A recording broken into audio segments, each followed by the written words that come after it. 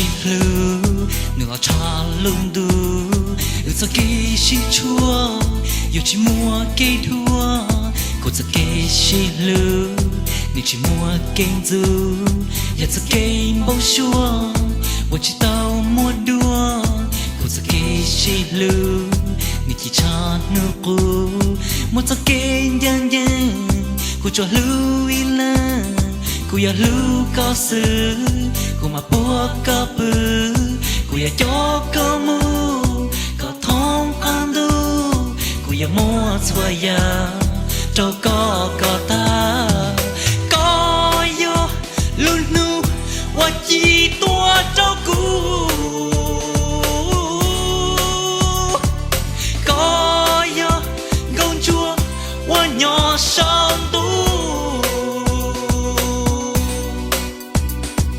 có wa cho kê lu chua mua lo mu có cho kê shi lu na là yin chim tu cho kê shi shu tao cha hiết dư, cô sẽ kể xin lưu,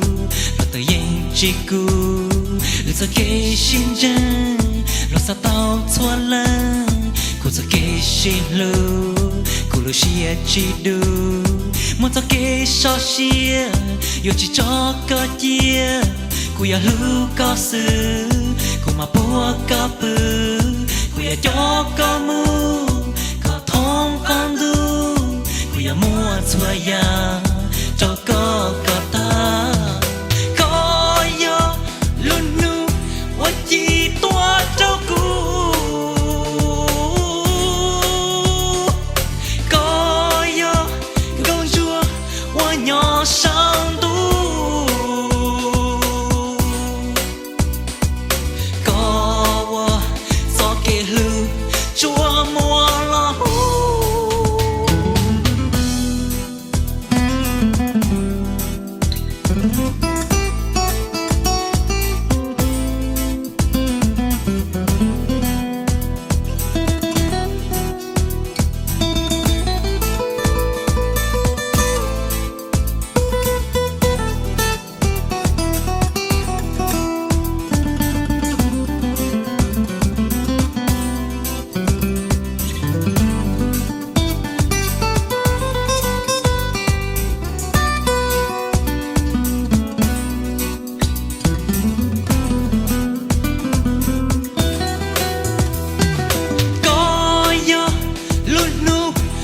chỉ toa cho cũ có yo gông chua hoa nhỏ sang tu có gió kê lu chua mua lo mu cũng sẽ kê shi lu nào là yên chim tu sẽ kê shi shu tao cha hiết dư, cô sẽ kể xin lưu, rồi tự nhiên chỉ cô, sẽ kể xin chân, rồi sao tao xóa lăng,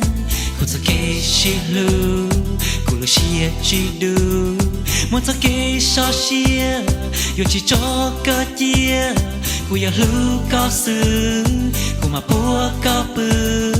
cô ya cho cao mu, có thông ăn du.